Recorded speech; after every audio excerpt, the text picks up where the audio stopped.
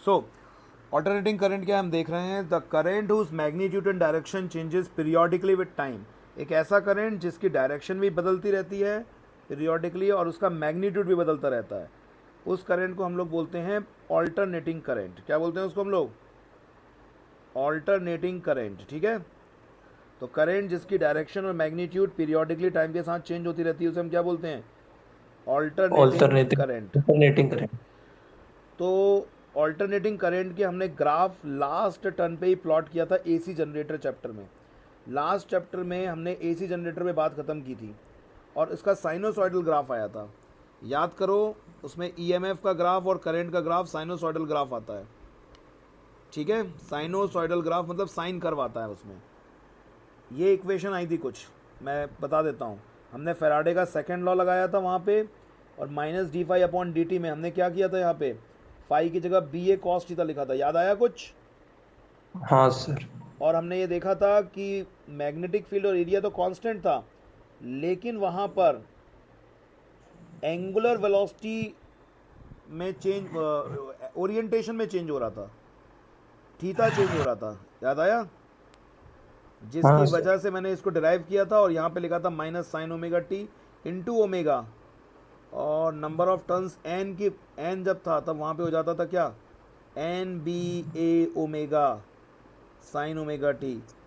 तो जिसने last turn पे नहीं पढ़ा था वो इतना याद रख ले कि जो अल्टरनेटिंग करंट में ईएमएफ होता है, वोल्टेज, ईएमएफ मतलब सीधे सीधे वोल्टेज, क्या चीज़? वोल्टेज। वोल्टेज का ग्राफ वोल्टेज। भी साइनोसॉइडल होता है और करंट का भी साइनोसॉइडल होगा ग्राफ, साइन कर भी होगा, क्योंकि करंट का फॉर्मूला क्या है ओम्स लॉ के हिसाब से, E equals to I R. तो आई आर इक्वल्स टू क्या हो जाएगा, E naught sine omega T, E naught. और I equals to E naught upon R, यानी कि maximum value of voltage divided by resistance, maximum value of current. तो current की value भी क्या आ जाएगी यहाँ पे, I equals to I not sine omega T. तो इसका मतलब ऑल्टरनेटिंग करंट में करंट साइनोसॉइडल चेंज होता है, यानी कि साइन ग्राफ से हिसाब से चेंज होता है। एक कंप्लीट साइकिल में जो टाइम लगता है उसको हम टाइम पीरियड बोलते हैं, और एक सेकंड में जितनी साइकिल्स होती हैं उसको हम फ्रीक्वेंसी बोलते हैं। तो फ्रीक्वेंसी, इंडिया में जो करंट आता है उसकी फ्रीक्वेंसी कितनी होती है, 50 हर्ट्स। ठीक है, एक कंप्लीट सर ऑसिलेशन में जो टाइम 100 लगता बताया है थी उसको सुबह क्या तो। लगते हैं, क्या बोलते हैं हम लोग, टाइम पीरियड। ओके, सर 100 हाँ। बताई थी सुबह शायद। 50 बताई थी। ठीक है, सो ये T/2 ऐसे बोला करो, सर मुझे 100 याद थी शायद, ऐसे बोला करो। Okay, okay sir. 50 होती है फ्रीक्वेंसी। ये बताया था 50 बार बल्ब बंद होता है, 50 बार जलता है बल्ब, ये बताया था। वो सॉरी, 100 बार बल्ब बंद होता है, हाँ। 100 बार जलता है, ये बोला था। एक सेकंड में बल्ब हाँ सौ सर। बार जलता है, 100 बार बंद होता है, ये बोला था मैंने। यस तो यहाँ पर जो करंट है, यहाँ पे जो करंट है 60 आती है यूएसए में, 65 नहीं आते। इंडिया की बात कर रहे थे, 50 हर्ट्स आती है। आगे चलते हैं हम लोग, ये बात समझ में आ गई? हाँ सर। Yes sir. ओके, अब हम लोग बात करते हैं करंट में 3 प्रकार की वैल्यूज डिफाइन की जाती हैं। ठीक है, सबसे पहले बोलते हैं आरएमएस वैल्यू। ठीक है, आरएमएस वैल्यू, आरएमएस का मतलब होता है root mean square value. Alternating current के ग्राफ को अगर तुम ध्यान से देखो तो तुम्हें पता पड़ेगा कि इसमें करंट हर इंस्टेंट पर चेंज हो रहा है, करंट का मैग्नीट्यूड हर इंस्टेंट पे चेंज हो रहा है। मेरी आवाज़ नहीं आ रही क्या? आ रही है सर। हर इंस्टेंट पे आ करंट रही है चेंज हो सर। रहा है। पहले अलग है करंट, ये छोटा सा ये अलग है, फिर इस इंस्टेंट पे अलग है, फिर इस इंस्टेंट पे अलग है, फिर इस इंस्टेंट पे अलग है।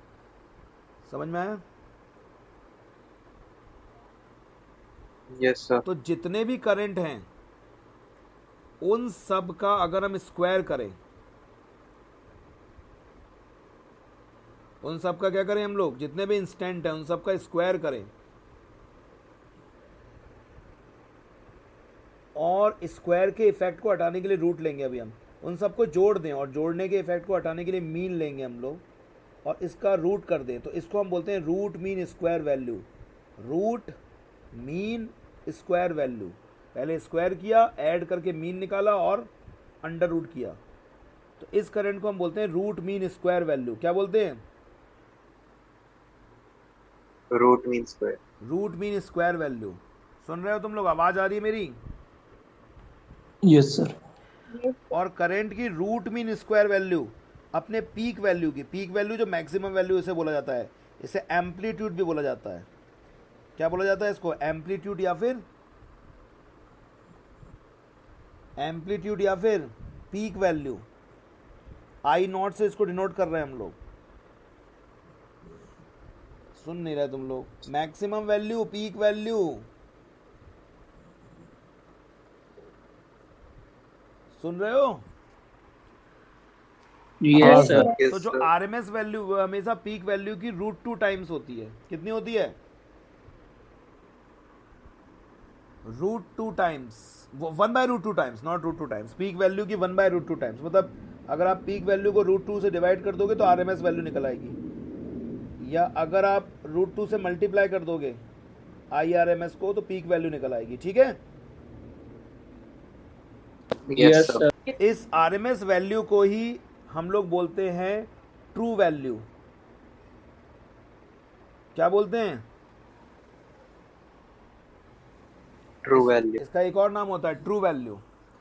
एक्चुअली ये देखो, दिक्कत एक है यहाँ पर कि हम लोग यहाँ पर जो करंट है उसका एवरेज नहीं निकाल सकते, क्योंकि एवरेज तो 0 आ जाएगा पूरे एक साइकिल के लिए। Yes, sir. Up and down. Positive half cycle और नेगेटिव हाफ साइकिल, तो एवरेज क्या आ जाएगा? 0। एवरेज वैल्यू ऑफ करंट क्या आ जाएगी फॉर अ कंप्लीट साइकिल? 0। क्यों? क्योंकि एक तरफ पॉजिटिव हाफ साइकिल और एक तरफ Negative. So average value for a complete cycle is 0. ठीक है। इसलिए एवरेज जब निकाला भी जाता है ना तो वो T/2 टाइम्स का निकाला जाता है। कितने का निकाला जाता है? T/2 times. T/2. सुन नहीं रहे हो तुम लोग? Yes, sir. क्यों नहीं सुन रहे? एवरेज वैल्यू निकाला भी जाता है तो किसका निकाला जाता है? T/2. T/2 टाइम्स का निकाला जाता है, यानी कि आधे टाइम का। और जो भी एसी के डिवाइसेस जो भी कैलकुलेट करने के लिए यूज़ किए जाते हैं वो हमेशा हीटिंग इफेक्ट ऑफ करंट के ऊपर बेस्ड होते हैं, क्योंकि हीट डायरेक्शन पे डिपेंड नहीं करती। हीट के फॉर्मूले में हमेशा I²RT आता है, यानी कि करंट की डायरेक्शन रिवर्स भी हो जाएगी तब भी हीट हमेशा प्रोड्यूस्ड होगी। हीट तो हमेशा ही प्रोड्यूस्ड होगी, चाहे करंट की डायरेक्शन सीधा रहे चाहे करंट की डायरेक्शन रिवर्स हो जाए। तो जितने भी मेजरिंग डिवाइसेस होते हैं वो हमेशा हीटिंग इफेक्ट ऑफ करंट के बेसिस पर होते हैं। ठीक है? So, यानी जो हमारे घरों में मीटर होता है सब वो भी इसी पे काम करता है। सभी डिवाइसेस जो एसी को मेजर करते हैं वो हीटिंग इफेक्ट ऑफ करंट के बेसिस पर ही होते हैं। ठीक है? सारे sir. डिवाइसेस क्यों होते हैं इसका रीजन समझ में आ रहा है? Yes, sir. डायरेक्शन के ऊपर डिपेंड नहीं करती हीट। क्योंकि हीट डायरेक्शन के ऊपर डिपेंड नहीं करती। तो जब हम एवरेज मेजर करते हैं इवन T/2 टाइम के लिए, वो भी हमेशा हीटिंग इफेक्ट ऑफ करंट के Positive. बेसिस पे ही होता है। ओके? मेजरमेंट। तो एवरेज वैल्यू जो Yes. T/2 टाइम के लिए आती है, किसके लिए? T/2. वो आती है पीक वैल्यू की, मैक्सिमम वैल्यू की 2/π टाइम्स। कितनी आ जाती है? 2/5. 2/π 0.3637। ओके? सर ये पाई मैथ वाला। हाँ, मैथ्स वाला पाई। मैंने उसको सॉल्व करके लिख दिया 2/π को 0.637। ओके? Okay sir. पर हम Yes, sir. इस वैल्यू को हम लोग मेन वैल्यू नहीं मानते हैं करंट की, हम लोग आरएमएस को मेन मानते हैं। हम ये मान के चलते हैं कि हमने हर एक इंस्टेंट के करंट को क्या कर दिया? स्क्वायर कर दिया। स्क्वायर के इफेक्ट को हटाने के लिए हमने अंडर रूट ले लिया और सबको जोड़ के उस जोड़ने के इफेक्ट को हटाने के लिए हमने मीन ले लिया। तो बेसिकली हमने कुछ ऐसा किया है, तो इसको हम लोग ज़्यादा ट्रू वैल्यू मानते हैं करंट की। ठीक है, सर क्यों? बता तो रहा हूँ क्यों, क्योंकि जो एवरेज है वो इस हिसाब से डिफाइन किया गया है कि इतने ही टाइम में डीसी कितना करंट फ्लो करवाएगा। तो वो सही तरीका नहीं है मेजरमेंट का। सही तरीका ये है कि आपके जितने भी इंस्टेंट के करंट हैं उन सबको स्क्वायर करो, सबको जोड़ो, जोड़ने के इफेक्ट को हटाने के लिए मीन ले लो और स्क्वायर के इफेक्ट को हटाने के लिए अंडर रूट ले लो। इसलिए इसको बोलते हैं रूट मीन स्क्वायर वेलोसिटी। इसी प्रकार से जब गैस मॉलिक्यूल्स का मूवमेंट होता है, आपने केमिस्ट्री में पढ़ा होगा, तो वहाँ भी अलग अलग वेलोसिटी के साथ मॉलिक्यूल चल रहे होते हैं। तो वहाँ पे भी हम सभी का स्क्वायर करते हैं, स्क्वायर को सभी चीज़ों का, सभी वेलोसिटीज़ का स्क्वायर करते हैं, ऐड करते हैं, मीन करते हैं और उसके स्क्वायर के इफेक्ट को हटाने के लिए अंडर रूट लेते हैं। और वहाँ पे भी हम लोग कैलकुलेट करते हैं रूट मीन स्क्वायर वेलोसिटी, और वही गैस मॉलिक्यूल की हम लोग मेन वेलोसिटी कंसीडर कर लेते हैं कि पूरे गैस मॉलिक्यूल की एज अ होल वेलोसिटी क्या है, पूरे गैस की एज अ होल वेलोसिटी क्या है मॉलिक्यूल्स की सभी की।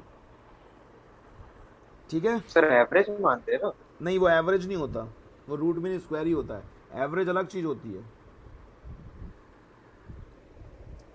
रूट मीन स्क्वायर को ज़्यादा ट्रू वैल्यू मानी जाती है, रूट मीन स्क्वायर कभी भी ओके एवरेज सर। नहीं होता। ओके, और मज़े की बात यह है कि इस आरएमएस वैल्यू को एक इस नाम से पुकार लिया हमने, ट्रू वैल्यू, लेकिन बिकॉज ये अभी तक पूरी तरह ट्रू नहीं है इसलिए इसका एक और नाम होता है वर्चुअल वैल्यू। तो मज़े की बात यह है, इसी को हम ट्रू वैल्यू भी बोलते हैं, इसी को वर्चुअल वैल्यू भी बोलते हैं।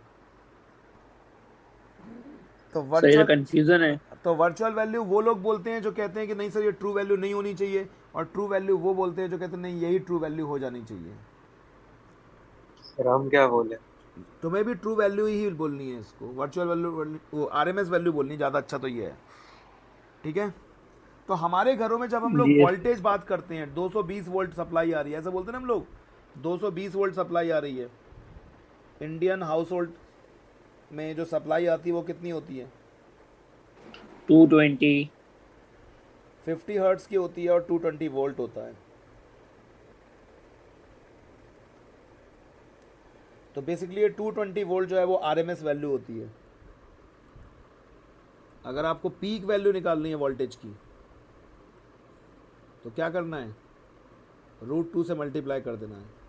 जो फॉर्मूला करंट में अप्लाई होता है वही वोल्टेज में भी अप्लाई होता है। तो 220 को जब तुम √2 से मल्टीप्लाई करोगे तो ये आ जाएगा 311.11 वोल्ट। इंडिया में जो पीक वैल्यू वोल्टेज आता है वो बहुत हाई होता है, इसलिए इंडिया के हिसाब से अगर देखें, इंडिया के सिनारियो में बात करें तो AC is more dangerous than DC. AC is more dangerous than DC. DC. और अगर यूएसए की बात करें, यूएसए में डीसी इज़ मोर डेंजरस, क्योंकि यूएसए की सप्लाई है 120 volt RMS and 60 hertz frequency. तो अगर तुम यहाँ पे पीक वैल्यू निकालोगे वोल्टेज की तो वो इतना आएगा, मतलब उनका पीक वैल्यू भी उतना नहीं है जितना हमारा आरएमएस वैल्यू है। तो इंडिया वाले क्यों सप्लाई नहीं करते ज़्यादा वोल्टेज पे, ये इसी चैप्टर में, सॉरी कम वोल्टेज पे, ये इसी चैप्टर में तुम्हें आगे समझ में आएगा कि जब ज़्यादा वोल्टेज से सप्लाई की जाती है तो पावर लॉस कम होता है। तो यूएसए वालों को पावर लॉस की चिंता नहीं है, इंडिया वालों को पावर लॉस की चिंता है। तो जब ज़्यादा वोल्टेज पे एसी की सप्लाई की जाती है तो पावर लॉस कम होता है, लाइन लॉस बोलते हैं उसको। ट्रांसमिशन लाइन के दौरान जो लॉस होता है उसको लाइन लॉस बोला जाता है। मेरी आवाज़ नहीं आ रही है तुम लोगों को? आ रही है। आ रही सर। ठीक है, यहाँ तक बात समझ में आ गई? हाँ सर। अब हम लोग अपने घरों में जो सर्किट्स यूज़ करते हैं तो हाउस होल्ड एलिमेंट्स बहुत सारे होते हैं। तो जैसे पंखा, कूलर। हाँ, पंखे कूलर में जो एलिमेंट्स लगे हैं, देखो रेजिस्टेंस तो हर किसी में होता है, हर चीज़ में रेजिस्टेंस है। ओके, लेकिन इसके साथ साथ कैपेसिटेंस भी हो सकता है,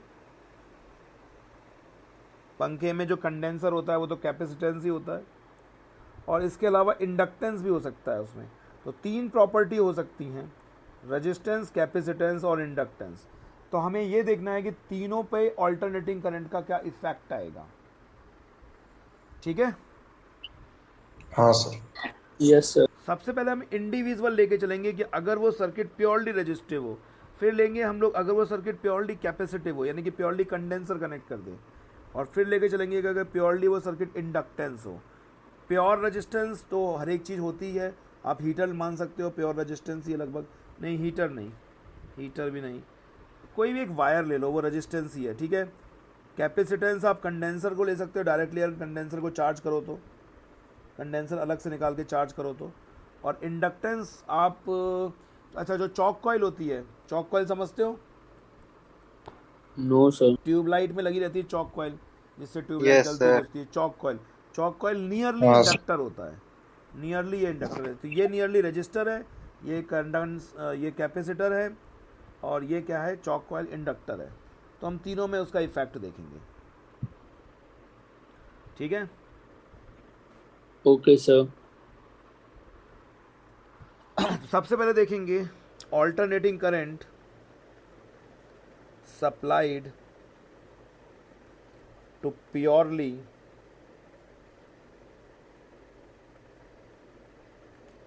रेजिस्टिव सर्किट। ह्यूमन कंडक्टर ही है, 1000 गुड कंडक्टर है। हर कंडक्टर एक रजिस्टर भी होता है भाई, उसमें रेजिस्टेंस ज़्यादा है मतलब कंडक्टिविटी कम है। चलो अभी हम लोग देख रहे हैं AC applied to purely resistive circuit. Dhruv जो क्वेश्चन पूछा करो सबसे पूछा करो, फिर समझ में नहीं आता लोगों को कि क्या चल रहा है, क्यों मैं जवाब दे रहा हूँ।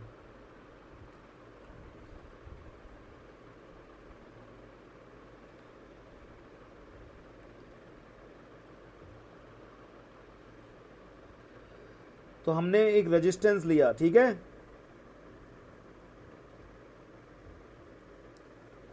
और Yes, इसके sir. साथ अब हम डीसी कनेक्ट नहीं करेंगे। अब आज से हम क्या कनेक्ट करना शुरू करेंगे, एसी सोर्स। ऐसी। जब एसी सोर्स कनेक्ट करते हैं तो उसका साइन कुछ ऐसा होता है। ओके, सर ये एन होता है कि एस होता है? एसी के इसको शो किया जाता है, वेव को। और सर डीसी में? डीसी तो बैटरी होती है ना, यूं शो करते हैं। तो पहले इसको भी वाला। सर ऐसे शो करना चाहिए सिंगल लाइन से। नहीं करते, क्या कर लोगे, कुछ नहीं कर सकता सर, मैं गरीब आदमी। गरीब कहाँ होता है। So AC is applied to purely resistive circuit. सुन रहे हो तुम लोग? नहीं सर। क्यों? सुन रहे गरीब हैं। आदमी है। तो अब यहाँ पर मैं एक वोल्टेज दे रहा हूँ, तो मुझे बताओ दिव्यांश, इसमें जो वोल्टेज है मैं उसको ई से रिप्रेजेंट करूँ कि वी से रिप्रेजेंट करूँ? मैं इसको एक काम करता हूँ, वी से करता हूँ, वी से। तो वोल्टेज सर दे रहा क्यों? हूँ जो मैं, वो ऐसे ही मन है मेरा, तुम लोगों ने कुछ बोला नहीं। तो जो वोल्टेज है उसको मैंने बोल दिया V equals to V not sine omega t. ठीक है, ओके सर। Yes sir. अब ओम्स लॉ अगर हम अप्लाई करें, applying ohm's law, then V equals to I R, you know, और V की जगह हम क्या रख सकते हैं, V not sine omega t equals to I R. तो अभी अभी मैंने ये इक्वेशन बनाई थी, कोई नई इक्वेशन नहीं है, कि मैक्सिमम वोल्टेज को अगर हम रेजिस्टेंस से डिवाइड करते तो मैक्सिमम करंट मिल जाएगा। तो जब भी हमें वोल्टेज निकालना Yes, होगा sir. तो वोल्टेज की इक्वेशन होगी V equals to V not sine omega T, और करंट की इक्वेशन होगी I not sine omega t. ठीक है, तो प्योरली रेजिस्टिव सर्किट में तो Yes, कोई sir. दिक्कत नहीं है। वोल्टेज की equation V not sine omega T, current की equation I not sine omega T. Sir ये सिर्फ इस रेजिस्टेंस के लिए होगी ना? अभी हमने सिर्फ रेजिस्टेंस ही पढ़ा है। मतलब सर ये हम इसमें कंडक्टर अरे उसको और आने तो दो, वो उसकी टॉपिक इसको तो आने निकाल दो, वो सकते हैं ना, टॉपिक तो आने, वो कंडक्टेंस वगैरह। टॉपिक तो आने दो। हाँ अच्छा ये कह रही हो तुम। अच्छा अगर ये पूछ रही हो तुम कि अगर यहाँ पे कंडेंसर लगाते तो क्या उसमें अप्लाई होगा फॉर्मूला? नहीं, उसमें नहीं होगा। वही हम पढ़ रहे हैं, वही हम पढ़ रहे हैं कि ऑल्टरनेटिंग करंट के ओके। फॉर्मूले सेम नहीं रहेंगे, फिर बदल जाएंगे। अब हम बात करते हैं एसी अप्लाइड टू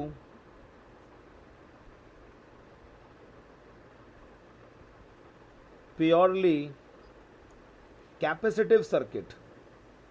ये मान के चल रहे हैं हम कि प्योरली कैपेसिटर लगा रहे हैं, ऐसा होता नहीं है। हर चीज़ में थोड़ा बहुत तो रेजिस्टेंस होता है, लेकिन फिर भी हम लोगों ने मान लिया नियरली प्योरली वो कैपेसिटर ही है।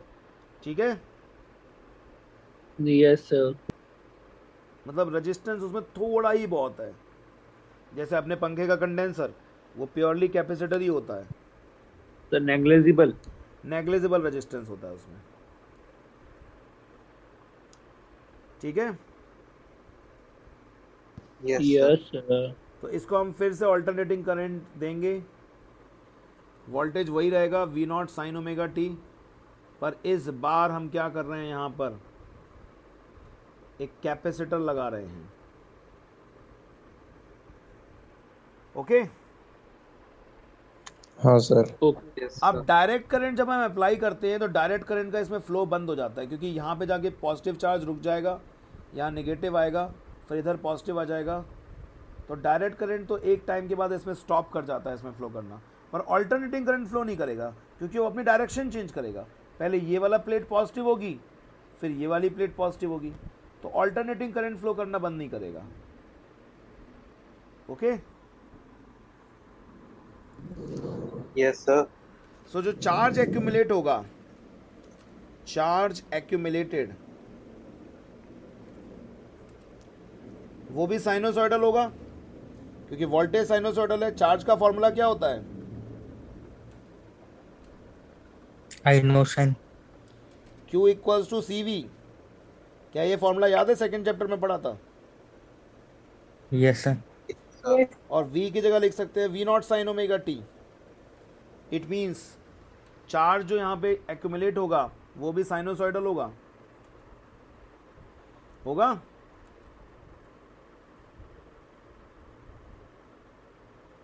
अरे साइन कर भी तो बनेगा उसका। Yes sir. अब एक काम करते हैं, हम इसमें करंट और निकालते हैं कि किसी भी इंस्टेंट पे करंट क्या होगा। तो instantaneous current in the circuit. अभी हमारे पास दो इक्वेशन, एक वोल्टेज की और एक चार्ज की। अब instantaneous current in the circuit निकालेंगे।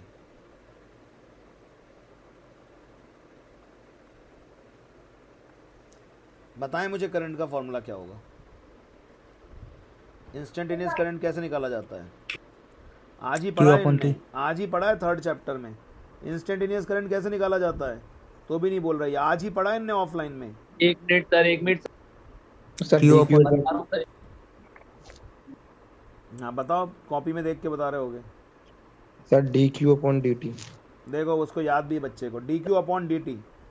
ठीक है, rate of flow of charge is known as current. D q time में डी टी करंट फ्लो कर रहा है तो वो इंस्टेंटेनियस करंट हो जाता है। पता है ना सभी को?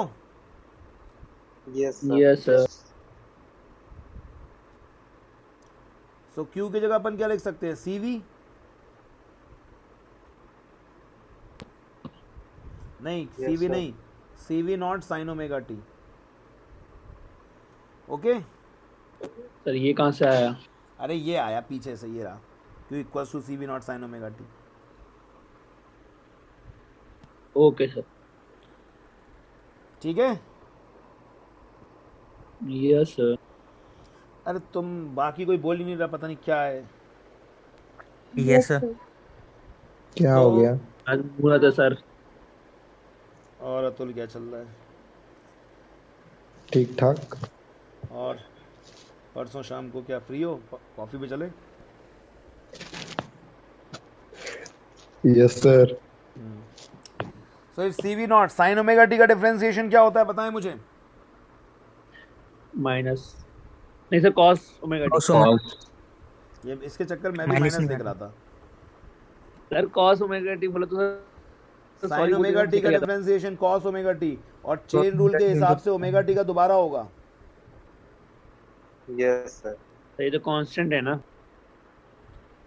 तो ये हो जाएगा omega C V naught cos omega T.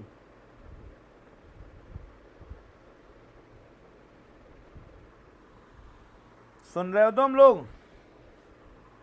हाँ सर। बिल्कुल। ये मैं अलग से लिख देता हूँ बायो वालों के लिए, क्योंकि बायो वालों को ने अगर ये सीख लिया कि साइन ओमेगा टी का differentiation omega cos omega T होता है, तो फिर तो उन लोगों पे ज़िंदगी बेकार है उनकी, उन्हें नहीं आना चाहिए ना, तभी तो लगता है कि बायो ली है। आता है वैसे तुम लोगों को? Yes no sir. ठीक, मैथ वालों को नहीं आता, बायो वालों को आता। ओके, तो यहाँ पे मैंने लिख दिया, ठीक है। अब मुझे बताओ कॉस की मैक्सिमम वैल्यू क्या होती है? 1। अरे साइन की भी 1 होती है, कॉस की भी 1 होती है। हाँ yes sir. Maximum value of current,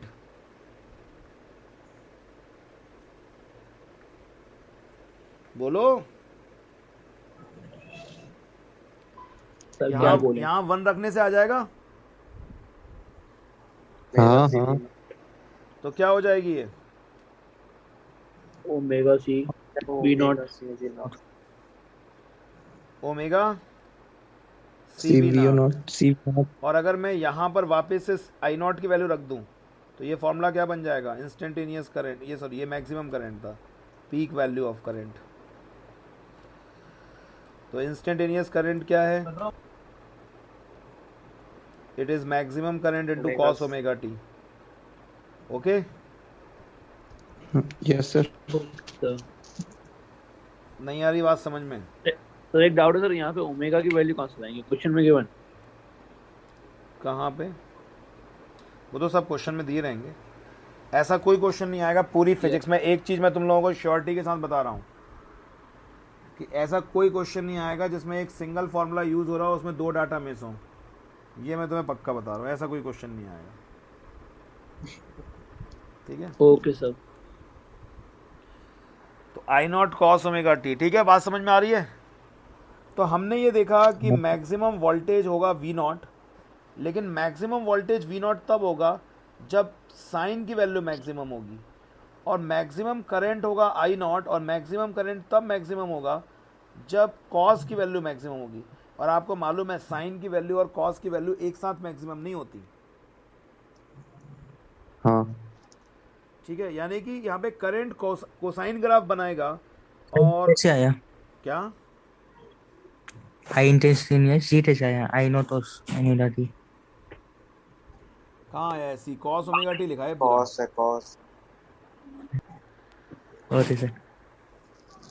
अब सी आया तो फिर कॉस का ओस भी तो रह जाता केवल, फिर तुम पूछते कि वो ओस कहाँ आ गया, पानी में ओस कैसे आ गया। चलो अब हम बात करते हैं। मैं क्या कह रहा था? मैं ये कह रहा था कि जो साइन है, नहीं नहीं, मैं ये कह रहा था कि जो साइनसॉइडल। मेरे ख्याल से निकिता बीच में आई है, 8 बजे के बैच में 8:30 पे आ रही है, कैसे आ जाएगा समझ में? तो इसमें वोल्टेज का जो ग्राफ बनेगा वो तो साइनसॉइडल ग्राफ बनेगा। साइन ग्राफ तो याद है ना, अभी हमने बनाया था। हाँ अगर बायो वालों को नहीं आता तो कोई बड़ी चीज़ नहीं है। साइन की 0 डिग्री पे वैल्यू कितनी होती है? 0 होती है, और 90 डिग्री पे कितनी होती है? 1 होती है। अरे साइन 0 होता है ना, आता है सर, आता है। साइन का ग्राफ ये होता है, एक कंप्लीट साइकिल में साइन का ग्राफ ये होता है। 0 डिग्री पे 0, फिर 90 पे मैक्सिमम हो जाती है, फिर 180 पे फिर 0 हो जाता है, फिर 270 पे -1 हो जाता है, फिर 360 पे फिर से 0 हो जाता है। तो ये साइन ग्राफ है। तो वोल्टेज का ग्राफ तो साइन ग्राफ बनेगा।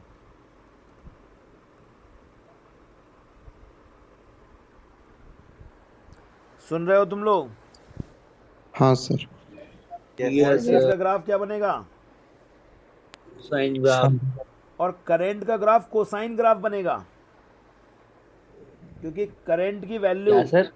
करंट का ग्राफ कोसाइन ग्राफ बनेगा, कोसाइन। ठीक है। क्योंकि कॉस आ रहा है ना इसमें, यानी कि जब जब यहाँ पे 0 डिग्री होगा ये, तब इसकी वैल्यू 1 होगी। ठीक है, यानी कि जब करंट मिनिमम होगा तो वोल्टेज मिनिमम होगा तो करंट मैक्सिमम होगा, और जब करंट मिनिमम होगा तो वोल्टेज मैक्सिमम होगा।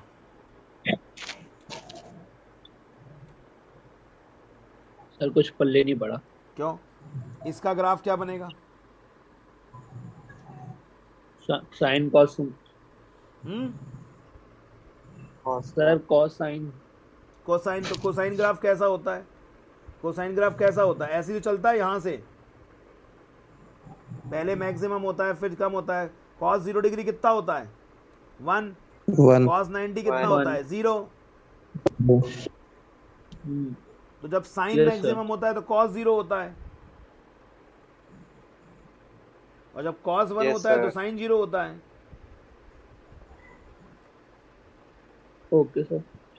तो ये मैक्सिमम है, उस समय वोल्टेज क्या है? मिनिमम। Yes sir. सुन ही नहीं रहे तुम लोग। यस रहे सर। हैं। Yes, sir. और जब ये मैक्सिमम हो जाएगा तो वोल्टेज करंट क्या हो जाएगा? मिनिमम। और जब Minimum. ये 0 हो जाएगा तो करंट क्या हो जाएगा? 1 1। 1 नहीं हो जाएगा, मैक्सिमम हो जाएगा। वो तो साइन कॉस 1 हो जाएंगे। सर तब भी तो वैल्यू 1 ही आनी सर। अरे 1 maximum क्यों में। आएगी? कुछ ना कुछ तो वैल्यू होगी करंट की, मैक्सिमम करंट की। ओमेगा सी वी नॉट से निकाली जाएगी, वो तो साइन कॉस की वैल्यू 1 आएगी। Okay sir. ठीक है, Yes, sir. तो सपोज Yes, sir. करंट की वैल्यू मैक्सिमम आई नॉट है, तो मैक्सिमम से क्या होगी? 0। मिनिमम। मिनिमम फिर अपोजिट में मैक्सिमम, तो जब ये मैक्सिमम होगा तो ये 0, मिनिमम फिर ये मिनिमम होगा तो ये मैक्सिमम मैक्सिमम। समझ में आया यस सर। कि नहीं आया? आ गए सर। ये नहीं बोल रही ना लड़कियां एक भी, इन्हें नहीं आया कुछ भी समझ में। Yes, भैया sir, आ गया। वोल्टेज की इक्वेशन ये है ना, V not sine omega T, और करंट की इक्वेशन क्या है? I naught Omega cos cos. Omega T. तो मुझे बताओ मैक्सिमम करंट और मैक्सिमम वोल्टेज के बीच में कितने डिग्री का फर्क पड़ रहा है? कितने डिग्री का एंगल का अंतर है? 90 90 डिग्री का अंतर है। तो फेज डिफरेंस क्या है इसमें? इसको हम बोलते हैं फेज डिफरेंस। तो फेज डिफरेंस कितना है इसमें? 90 डिग्री। जिस sir. वक्त पे वोल्टेज मैक्सिमम होता है और जिस वक्त पे करंट मैक्सिमम होता है उसके बीच में 90 डिग्री का अंतर है ना? यस सर Yes, नहीं sir. समझ में आई बात? No sir. ये भगवान, वोल्टेज की वैल्यू शुरू में क्या है? 0 डिग्री पे, फिर 90 पे, फिर 180। बताना जरा, बताओ वैल्यू शुरू में क्या है? यस। ये 0 है, फिर वी नॉट है, फिर 0 है, फिर माइनस वी नॉट है। माइनस वी नॉट का मतलब भी मैक्सिमम ही होता है, 0 से कम मत मान लेना इसको, बस डायरेक्शन बदल गई है। यस और सर। करंट की वैल्यू पहले आई नॉट है, फिर 0 है, फिर माइनस आई नॉट है, फिर 0 है। तो 90 डिग्री का अंतर नहीं दोनों की मैक्सिमम वैल्यूज में? यस सर है। बोलो, yes Yes, sir. sir. Yes, sir. 90 degree का फर्क है ना? हाँ यस सर सर। यानी कि जब मान लो कुछ इस कंडीशन में जो कॉइल रोटेट कर रही थी उस समय करंट मैक्सिमम था, तो जब 90 डिग्री कॉइल रोटेट कर जाएगी तो वोल्टेज मैक्सिमम हो जाएगा। इस बात को हम लोग थ्योरेटिकली प्रैक्टिकली समझते हैं। ये मैंने एक कैपेसिटर था, इसमें करंट जो है वो पहले बढ़ रहा था पहले बहुत ज़्यादा करंट था यहाँ पे। पहले सर्किट में करंट कैसा था? बहुत हाई करंट फ्लो किया एकदम, क्योंकि रेजिस्टेंस तो था नहीं, शुरू में भयंकर करंट फ्लो किया। उस समय इसके अक्रॉस वोल्टेज क्या था? 0। तब तो कुछ वोल्टेज ही डेवलप नहीं हुआ था जब करंट शुरू किया Yes, था, sir. चला था Yes, फ्लो sir. करना। और जब करंट बिल्कुल पूरा 0 हो गया, मतलब पूरे चार्ज इकट्ठे हो गए, फिर तो करंट फ्लो ही नहीं करेगा। हाँ सर पूरे चार्ज इकट्ठे Yes, हो sir, गए फिर मतलब direct- करंट फ्लो करना बंद कर गया। उस वक्त पे वोल्टेज मैक्सिमम हो गया।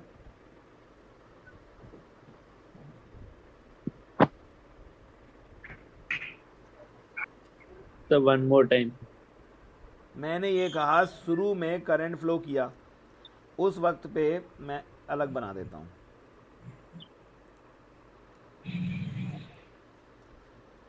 शुरू में मैंने ये लगाया सर्किट और शुरू में करंट बहुत तेज़ी से फ्लो किया क्योंकि रेजिस्टेंस तो था ही नहीं, ठीक है। उस वक्त पे यहाँ का इसके अक्रॉस वोल्टेज जीरो था, कोई चार्ज एक्यूमुलेट हुआ ही नहीं था। और धीमे धीमे जैसे जैसे चार्ज एक्यूमुलेट होगा करंट फ्लो करना बंद कर जाएगा।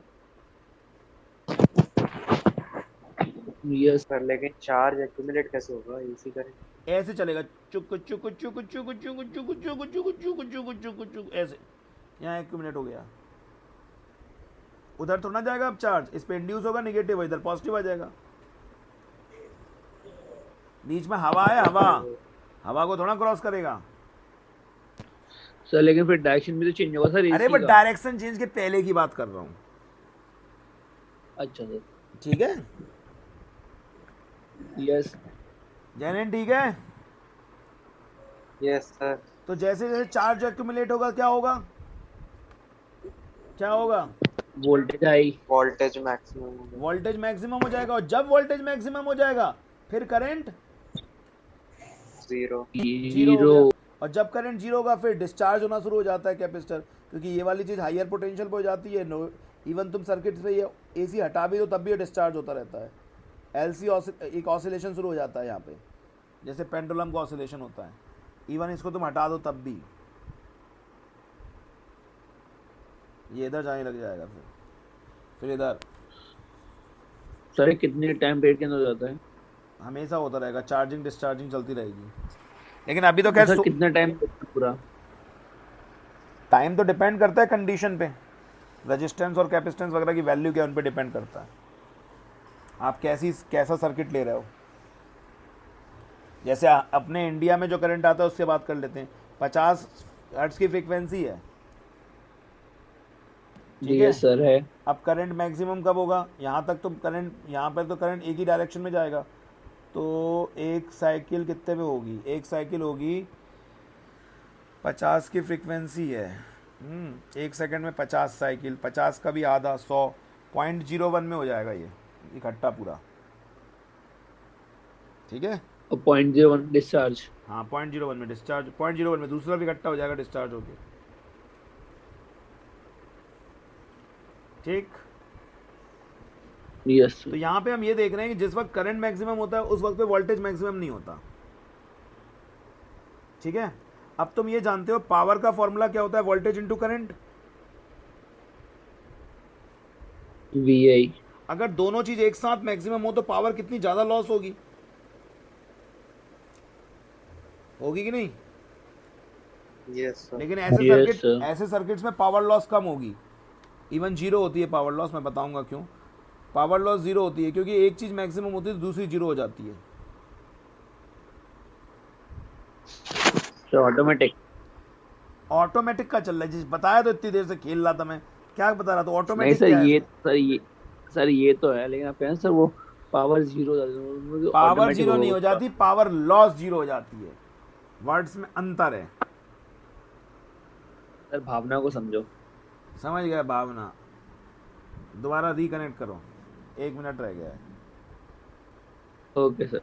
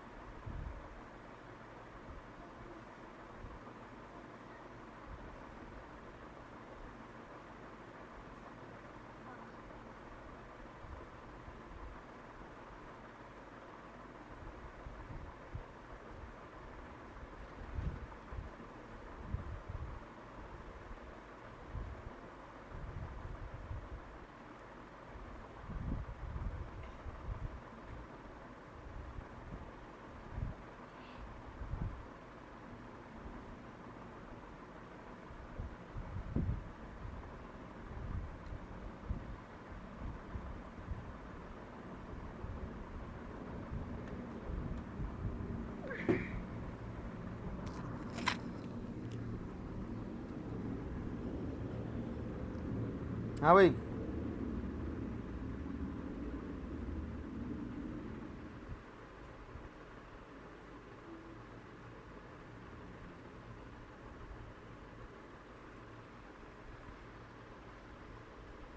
यहाँ तक समझ में आ गया?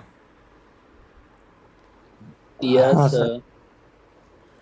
अब ये बताओ, बायो वाले तो वो सॉरी मैथ्स वाले तो तुरंत बता देंगे इन दोनों के बीच में फेज डिफरेंस 90 डिग्री ग्राफ को देख के। Even Yes, sir. मैथ्स वाले भी नहीं बता Yes, sir. पाएंगे, इवन मैथ्स वाले भी नहीं बता पाएंगे। हो सकता है ग्राफ ऐसे शुरू हुआ होता, हो सकता है ग्राफ ऐसे शुरू हुआ होता, यहाँ से मैक्सिमम होती,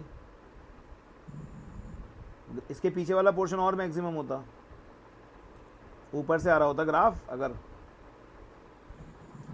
और हायर वैल्यू से। हाँ, तो इस ग्राफ को देख के अपन क्या हमेशा बता सकते हैं कि वैल्यू इन दोनों के बीच में फेज डिफरेंस 90 डिग्री का होगा, मैक्सिमम वोल्टेज और शायद मैक्सिमम नहीं। करंट?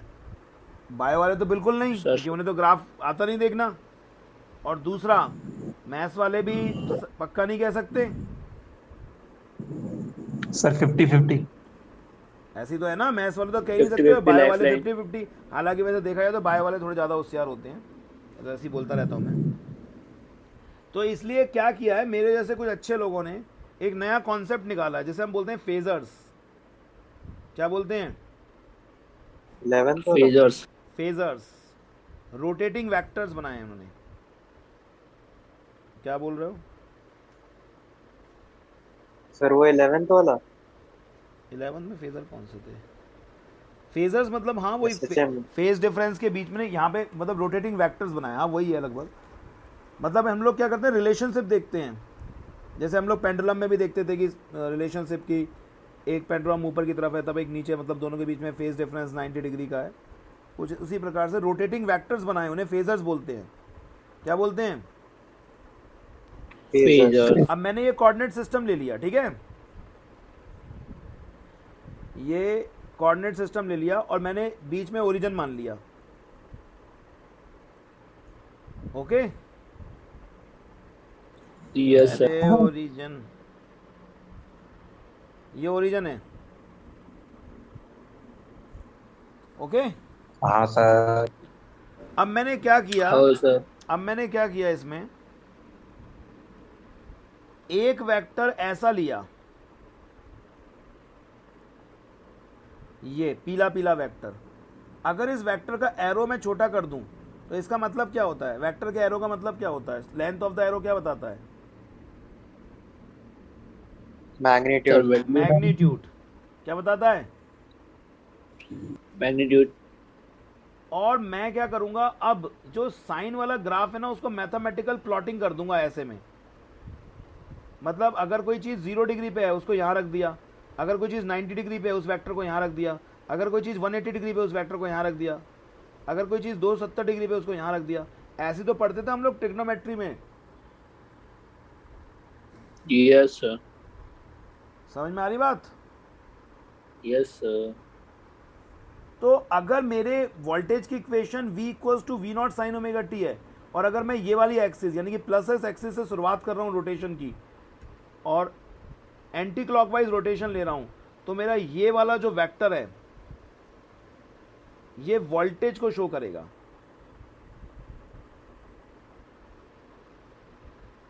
और ये कितने कितने एंगल पर है? ये ओमेगा टी एंगल पे, ठीक है। यस सर एक और बार प्लीज। मैं ये कह रहा हूं कि ये वाला वेक्टर वोल्टेज को शो कर रहा है, यस सर। और इसमें जो ये वी नॉट है ये इसकी मैक्सिमम वैल्यू है। लेकिन ये वैल्यू कम ज़्यादा होगी, ये अभी वी नॉट नहीं है। मेरे कहने का मतलब ये कुछ इस तरीके से चलेगा ये वेक्टर।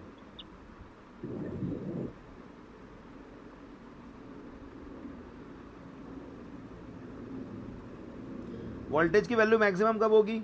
90 डिग्री पे होगी। यस सर तो ये होगी। वोल्टेज ये कुछ इस तरीके से चलेगा।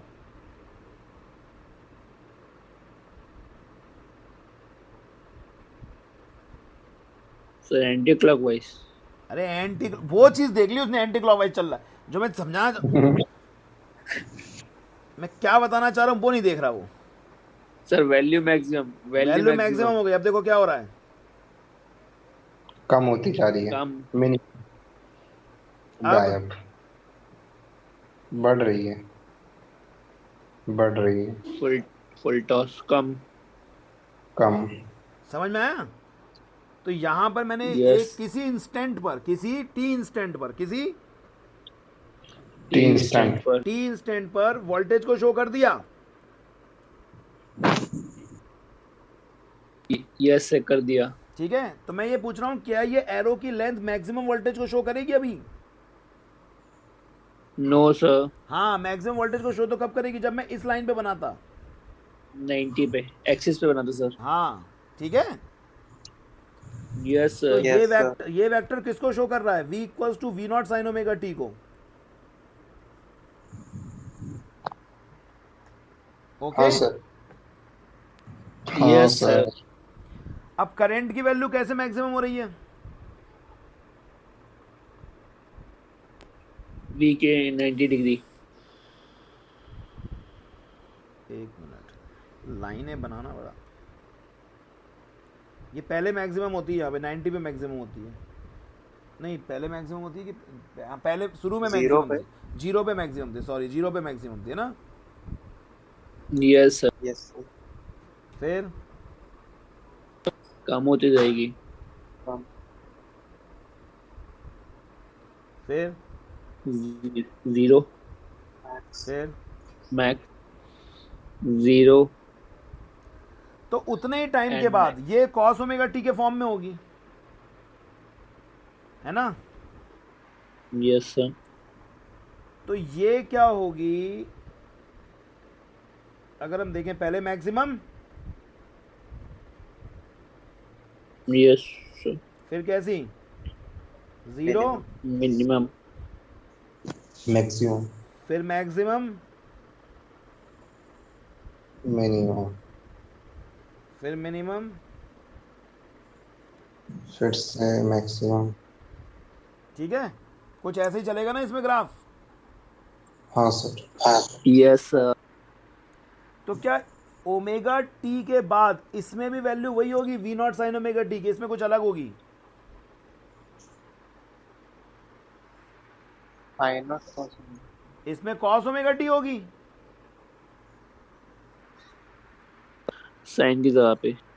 साइन की जगह कॉस आएगा ना? बोलो यस सर। बोलो बोलो, अरे बोलो ना। हाँ सर। समझ में आ रही बात मैं जो बोल रहा हूँ? Yes sir. यानी कि ये ग्राफ मैक्सिमम कब होगा और वो ग्राफ मैक्सिमम कब होगा? मुझे ये बताओ बस सीधे। सर जीरो पर मैक्सिमम होगा कॉस वाला, और मतलब और साइन वाला होगा 90 पे, यानी कि वोल्टेज 90 पे होगा। एक मिनट रुकना। Yes sir. ओके। अब मुझे इस डायग्राम में बताओ कि कब मैक्सिमम कौन सा होगा? वोल्टेज कब मैक्सिमम होगा? वोल्टेज में क्या लिखा था अपन ने? साइन। साइन कब 90 मैक्सिमम होता है? डिग्री। 90 डिग्री पे। अरे 90 हरे पे। कलर से मैंने ये बना दिया। सर लाल से बना दो। बना तो दोबारा लेना पड़ता है वो बार बार। ए यार, बार बार।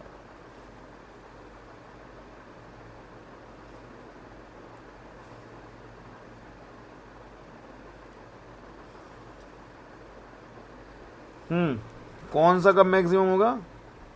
फिर से बोलियो। वोल्टेज होगा 90 डिग्री पे। 90 डिग्री पे voltage sine. Voltage 90 to 70. Voltage 90 और करंट 180 जीरो।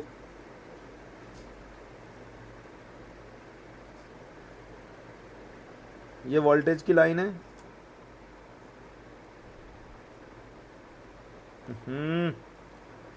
सर इसे रेड से बना दो एक को। Sir undo undo sir undo. आ गया ध्यान। ये वोल्टेज की लाइन है। अरे भाई, BP hike. ये वोल्टेज की लाइन हो गई। उस वक्त पे करंट यहाँ कहीं होगा, ठीक है? Yes sir. Yes, sir. नहीं समझ में आई बात? आगे तो दोनों के बीच साइन के में बीच का डिफरेंस 90 तो दोनों के बीच में फेज डिफरेंस कितना होगा? 90। 90 डिग्री का होगा ना? Yes sir. हाँ।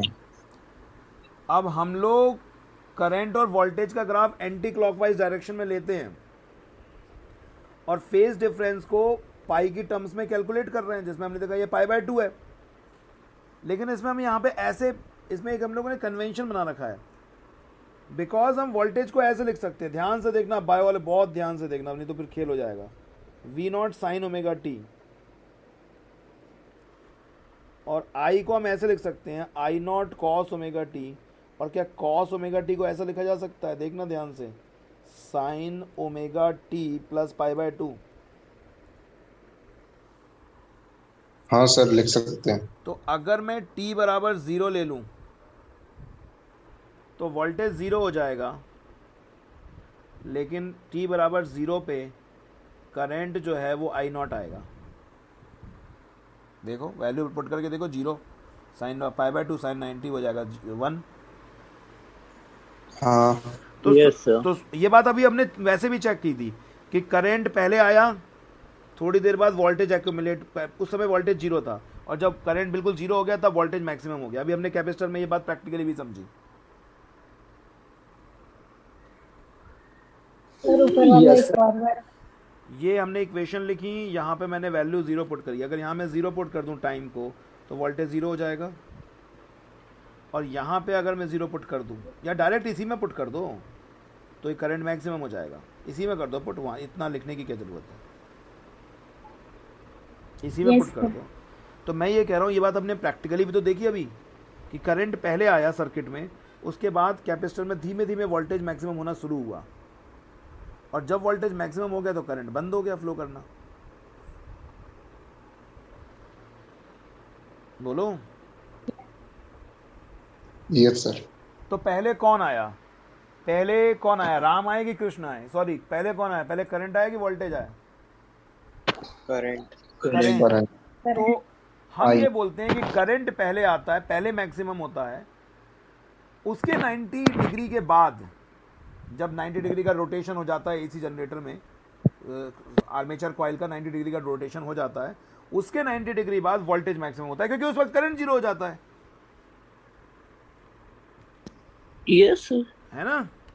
तो इसी बात को हम बोलते हैं कि करंट पहले आया। और कोई भी सर्किट हमेशा इस बेसिस पे होता है कि करंट कैसा आया, बिकॉज करंट पहले आया, इसलिए एक लीडिंग सर्किट होता है। ये कैसा होता है? Leading circuit.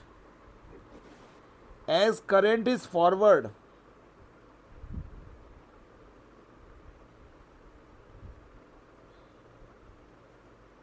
Then voltage, so it is a कैसा circuit? Leading sir. Leading circuit.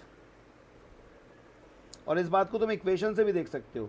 ये इक्वेशन साइन ओमेगा टी पे खत्म होती है, साइन ओमेगा टी प्लस पाई/2 है, यानी कि करंट 90 डिग्री अहेड है। बोलो। हाँ Yes, sir. sir. Current 90 degree क्या है? अहेड।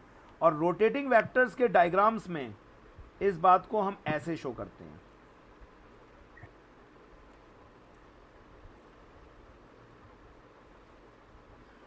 ओए,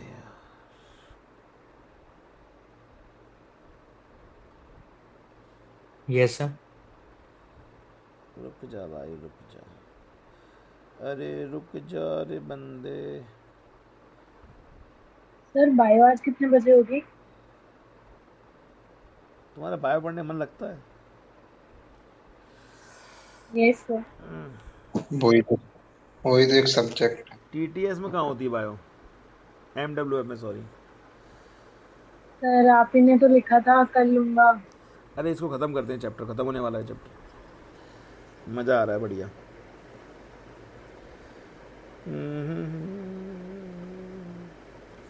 कोई आया भी नहीं हो बायो वाला। आर्यन यार पढ़ लो यार, सर है तो केमिस्ट्री, केमिस्ट्री तुम लोग या केमिस्ट्री मतलब स्पेशलाइज बायो वाले नहीं है। आर्यन केमिस्ट्री छोड़ो, देखो केमिस्ट्री तो कभी भी पढ़ लोगे तुम, केमिस्ट्री तो जिंदगी भर पढ़ते रहोगे। पढ़ लो इसको, आज ख़त्म करते हैं चैप्टर, आज रिकॉर्ड बनाते हैं, वन शॉट, पूरे रात भर पढ़ना। और 2-2.5 घंटे में चैप्टर खत्म हो जाएगा, बस होने ही वाला है चैप्टर खत्म। सर आगे भी है। नहीं अभी हो जाएगा खत्म, कुछ नहीं है, तुम बहुत बढ़िया तरीके से समझ रहे हो तुम लोग। नो सर, रहने दो ना। अरे सुनो सर आज तो, संसार खत्म हो रहा है। सुनो तो, मैं क्या बता रहा तुम लोगों को, लीडिंग सर्किट है ये। हाँ, तो इसका डायग्राम ऐसे बनाया जाता है कुछ, इसमें एक तो लाइन खींचना पड़ती है बार बार, तो मुझे ये लेना पड़ता है, मैं बार बार भूल जाता हूँ। करंट 90 डिग्री आगे है, करंट 90 डिग्री आगे है और वोल्टेज 90 डिग्री पीछे पीछे। है। पीछे। तो इस बात को हम ऐसे बनाते हैं कि इसकी इक्वेशन तो गई है कहाँ तक, हरी वाली वोल्टेज है, हरा वोल्टेज है, हरे राम, ये वोल्टेज है,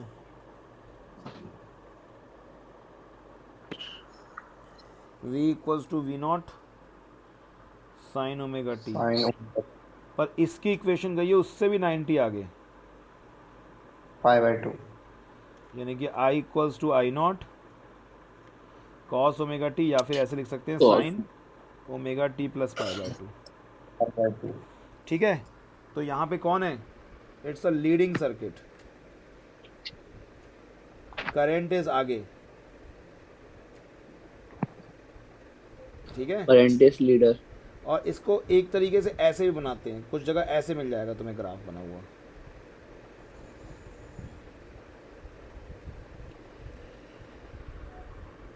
और यहाँ पे एक मिनट, यहाँ पे क्या है, आई और सी,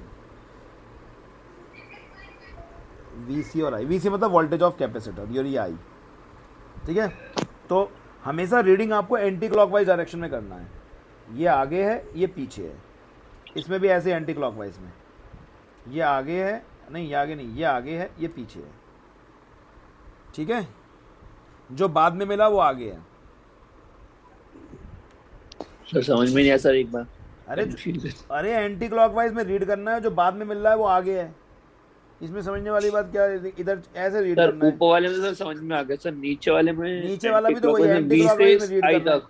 ये वाली लाइन आई की है और ये वाली लाइन वी की है, वोल्टेज की है, तो बाद में कौन मिल रहा है तुम्हें, V। वाह, सर उसमें तो I मिल रहा है। दोनों में ही आई मिल रहा है, बाद में कौन मिल रहा है, ऐसे एंटी क्लॉकवाइज रीड कर रहा हूँ तुम्हें, इसमें भी I। ऐसे एंटी क्लॉकवाइज रीड कर रहा हूँ यहाँ से, V से I। हाँ मैं रीड ऐसे कर रहा हूँ, वी से आई, ये कह रहा हूँ, ओके सर। आई से वी रीड नहीं कर रहा मैं, वी से आई रीड कर रहा हूँ, ठीक है। Yes sir. सुन नहीं रहे तुम लोग, तुम तो याद रखो करंट Yes, आगे है वोल्टेज पीछे है, यस सर। लीडिंग सर्किट है ये। अब मुझे ये बात बताओ, अभी Yes, हमने sir. रजिस्टिव सर्किट बनाया था, उसमें कौन आ गया, वोल्टेज की करंट, इक्वेशन देखो,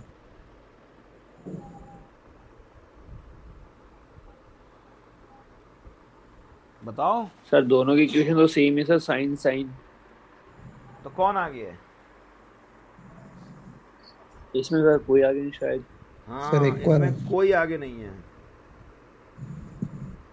इक्विवेलेंट।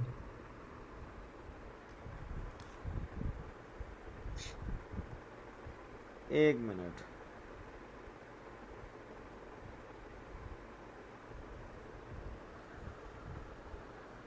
तो इसमें दोनों क्या होंगे, सेम उसमें होंगे। अरे वो मुझसे कह रहा है कि एक बार आलोक सर से आप बात कर लो, मैं लगा ही रहा हूँ आलोक को फ़ोन। वैसे भी मुझे क्या है, बहुत प्यास लगी थी, मैं किसी का ताज़ा खून पीने की इच्छा हो रही थी। सर केमिस्ट्री का आपने बैच मेरे टाइम पे रख लिया, बच्चे कह रहे हैं सर पढ़ नहीं पाते फिजिक्स। मेरा तो 9 बजे भी रखा हुआ है इनका उधर। अरे मेरा 8 बजे से रहता ना, 1 घंटे में हो नहीं पाता। चलो मैं हटा दूंगा इस वीक के बाद। तो वैसे इस वीक में तो हो जाएगा सिलेबस। चलो ठीक है, तो फिर आज ले लो, मैं छोड़ देता हूँ, रुक जाओ, छोड़ रहा हूँ, मैं भी भेज रहा हूँ ना आर्यन को।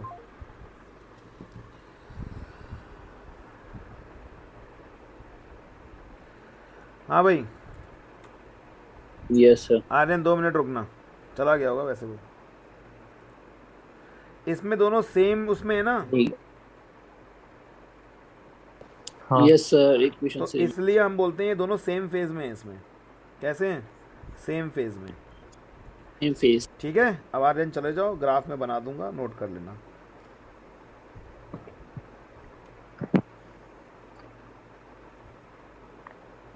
इसमें दोनों सेम फेज में, दोनों का साइनसॉइडल इक्वेशन बनेगी।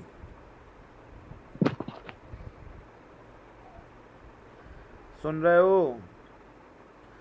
सुन हाँ, रहे sir. हो ना Yes, sir. तुम? नहीं सर। पूछ के रहा हूँ मैं, दोनों की साइनसॉइडल इक्वेशन बनेगी। तू डाल डाल में पात पात नहीं, डाल डाल पाल पात कहाँ है? एक मैं और एक तू, दोनों चले एक साथ। सर ठीक आपको है। इंडियन आइडल में जाना चाहिए। तो ये वोल्टेज की इक्वेशन है, किसी को भी वोल्टेज की मान लो, और ये मैंने करंट की मान ली ग्राफ। तो दोनों सेम फेज के में ना, तो दोनों के बीच का फेज डिफरेंस कितना हो जाएगा? 0 डिग्री। कोई है ही नहीं फेज इनमें, 0 एक ही साथ चल रहे हैं दोनों। ओके। यस और साथ इसीलिए रजिस्टिव सर्किट में पावर लॉस बहुत होता है, क्योंकि पावर का फॉर्मूला होता है वोल्टेज इनटू करंट। ये भी मैक्सिमम होता है उसी वक्त पे, जे भी बाई सब मैक्सिमम होते हैं, तो भयानक पावर लॉस होती है।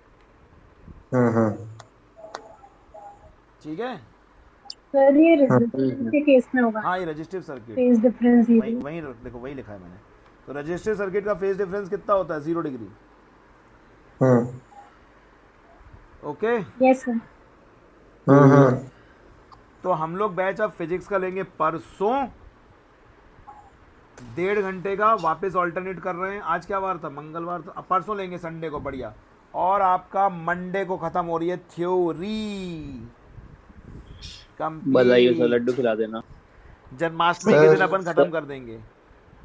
सर हाँ, सर जन्माष्टमी Sunday दिन को नाइट में बैच। संडे को शाम को रखेंगे ना, क्या दिक्कत है? संडे को थोड़ा जन्माष्टमी, मंडे को है जन्माष्टमी। Okay sir. संडे को इसी टाइम पे। ऑनलाइन इसी टाइम पे रखो, फिर कंफ्यूजन नहीं होगा। हाँ सर। ठीक वीडियो है, सर, या अभी कर लें? अभी कर लें, वो तो रिकॉर्डिंग में देख लेगा। अभी कर लेते हैं। Sir bio. सर 10 बजे के बाद कर लेते हैं सर, सीधी बढ़िया। बायो तो टीटीएस में था ना। सर आपने सर डेली कहा था? तो नहीं पता। मैं तो, मुझे पता है क्या है, अगर बायो पढ़ाता हूँ तो उस दिन फिजिक्स की इच्छा नहीं होती, फिजिक्स पढ़ाता हूँ उस दिन बायो की नहीं होती। दोनों सब्जेक्ट बिल्कुल एंटायरली वैसे चले जाते हैं, अलग अलग पोल में। सर इसलिए थोड़ा सा और पढ़ लो, थोड़ा सा और पढ़ लो, इंडक्टेंस वाला और पढ़ लो। सर 10 o'clock के बाद रखते हैं सर, खाना खा के आता है, उसके बाद फ्रेश हो जाएंगे हम लोग। तो चलो, कल फिजिक्स नहीं है, कल 8 बजे से मैं बायो ही लूँगा। फिर वो क्या है, एक ही सब्जेक्ट में आज- मन लगता है। सर आज ले लो सर 10 o'clock पे। नहीं, फिर बैच रहने दोबारा। दो, उनको नहीं है मन तो रहने दो, छोड़ो, कुछ समझ में आएगा। सर हमारा